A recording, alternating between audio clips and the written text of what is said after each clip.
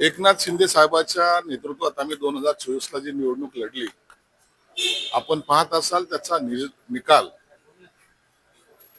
जेवढ्या जागा लढवल्या त्यापैकी आम्ही 80 पैकी 60 जागा जिंकल्या. स्ट्राईक रेट वाढला. लोकांमध्ये एक वेगळा आत्मविश्वास हा एकनाथ शिंदे साहेबांबरोबर आहे. म्हणून या सरकारमध्ये सुद्धा उपमुख्यमंत्री असतानाही एकनाथ शिंदे साहेब ज्या ज्या ठिकाणी जातात त्या ठिकाणचा कार्यकर्त्याचा सर्व संच हा त्यांच्याकडे आकर्षित होतो. कोणत्याही जाती धर्माचा असो तो त्यांच्याकडे जातो. आणि म्हणून आता हे परिवर्तनाची जी काही लाट सुरू झालेली आहे त्याचाच परिणाम आहे.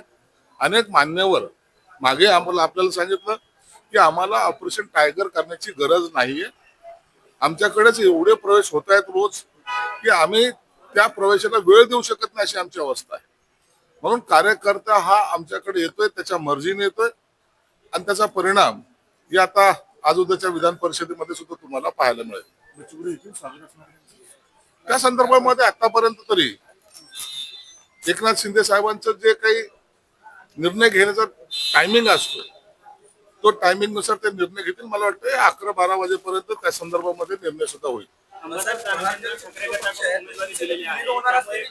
सुषमा अंधारे ज्या नाराज असल्याच्या चर्चा आहे, तर दुसरे काँग्रेस पण उमेदवार देत आहे. महाविकास आघाडीमध्ये बिघाडी म्हणावं लागेल. नाही, महाविकास आघाडी हे एकत्र नाहीच आहेत. त्यांच्यामध्ये कधी एक वाक्यता नव्हती. पण आता कुणाला उमेदवारी दिली आणि कोण नाराज आहे यापेक्षा आता तो पक्ष कुठे आता तो शोधावा लागणार आहे. काँग्रेसने पहिल्यापासून त्यांची भूमिका ही स्पष्टपणे मांडली होती. त्यांनी एवढं कॉम्प्रोमाइज यासाठी केलं होतं की त्यांना राज्यसभेच्या वेळेला सुद्धा त्यांनी कॉम्प्रोमाइज केलं. शरद पवार साहेब आहेत म्हणून त्यांनी कॉम्प्रोमाइज केलं. आताही त्यांनी विधान परिषदेला जर उद्धव ठाकरे असतील तर आम्ही कॉम्प्रोमाइज करू असं त्यांनी स्टेटमेंट दिलं होतं. परंतु त्यांना तो उमेदवार डिक्लेअर होईपर्यंत कोणत्याही प्रकारची सूचना सुद्धा देण्यात आली नाही.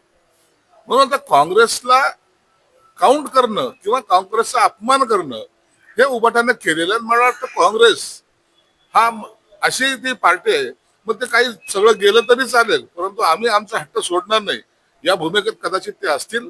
म्हणून काँग्रेस आता ही सेपरेट लढेल असं एकंदरीत आता तरी वातावरण आहे. उद्धव ठाकरेंना पराभवाची भीती होती म्हणून ते उभे राहिले अशी चर्चा आहे. काय वाटतं आपल्याला? त्यांना याची सर्व प्रकारची जाणीव असते. त्यांना सर्व माहिती असतं की उभाटाला संपवण्यासाठी त्यांच्या आतमधले त्यांच्या पक्षाचेच लोक तयार आहेत. म्हणून घरचे दुश्मन त्यांच्यासाठी फार मोठे आहेत. त्यांना इतराची गरज नाही. म्हणून मला वाटतं सेफ साईड म्हणून ते आज निवडणुकीतून बाहेर पडले. साहेब, काल सुषमा अंधारेंनी एक स्टेटस ठेवलेलं की उद्धव ठाकरेंच्या सोबत भेट घेतलेलं आणि त्याच्या खाली एक लिहिलं होतं की 100 आमदार की खासदार की या व्यक्ती पुढे कुर्बान दिली तर ना, अहो तुम्हाला उमेदवारी दिली तर कुर्बान करा ना. जे दिले नाही त्याला कुठे कुर्बान करता तुम्ही?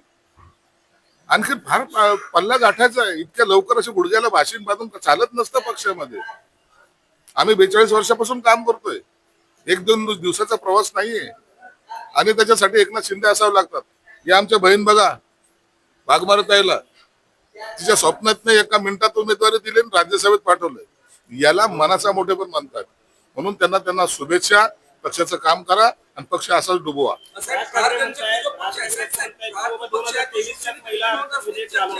आता मोर्चे का काढतात हे सत्ताधारी? राज साहेब काय म्हणतात, काँग्रेसची काय पॉलिसी आहे, भाजपने आता विधेयक काय आणलंय या बाबतीमध्ये सर्व चर्चा होत आहेत. आणि त्यासाठी देवेंद्र फडणवीस साहेबांनी सुद्धा सांगितलंय कुणाला जर चर्चा करायची असेल तर ओपन आपण समोर करू. आणि ते आव्हान प्रति आव्हान एकमेकाला देणं सुरू आहे. म्हणून याच्यावर आता भाष्य करणं योग्य नाही. काय झालं? प्रहार जनशक्ती जो पक्ष आहे तो आपल्या पक्षात विलीन होण्यावर असल्याची चर्चा सुरू आहे. काय चाललंय, काय चर्चा झाली आहे, बच्चू कडू साहेबांचं आणि एकनाथ शिंदे साहेबांची काय चर्चा झाली याच्याबद्दल तर कुणाला आमच्या पक्षी नेत्यापैकी कुणाला माहिती दिली आलेली नाहीये.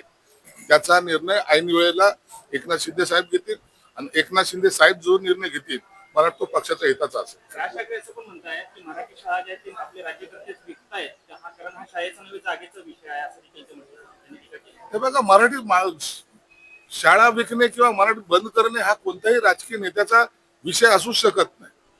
मराठी ही टिकली पाहिजे, मराठी ही कायम असली पाहिजे. मराठीचं वर्चस्व या मुंबईतच नाही तर महाराष्ट्रात असली पाहिजे आणि त्या स्वाभिमानाला कोणी ठेच पोहोचवता कामा नये ही सर्वांचीच भूमिका आहे. म्हणून मराठीचा एका पक्षालाच फक्त पुळका आहे आणि आम्ही फक्त हिंदी भाषिक आहोत असं समजण्याचं काही कारण नाही.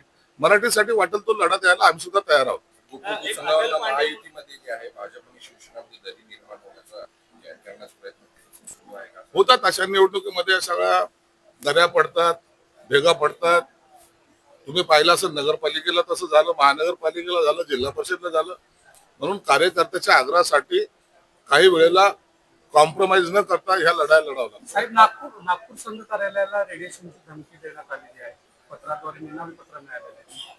नागपूर कार्यालयाच्या सर्व सुरक्षितता हे केंद्र पाहते, राज्यही पाहते, म्हणून त्यांना धोका असण्याचं काही कारण नाही. राष्ट्रीय स्वयंसेवक संघाचे प्रचारक आहेत अटल पांडे म्हणून ते असं म्हणतात की बाबासाहेबांनी भारतातल्या मुस्लिमांना तेव्हाच पाकिस्तानात पाठवा असं एक विधान केलेलं आहे. कसं काय या विधानाला सत्य आहे का? बाबासाहेबांनी त्यावेळेला जे स्टेटमेंट घेतले, ज्याची त्यांची भूमिका होती, त्या भूमिकेला याच काही राज्यकर्त्यांनी केलेला विरोध आता ते भोगतायत.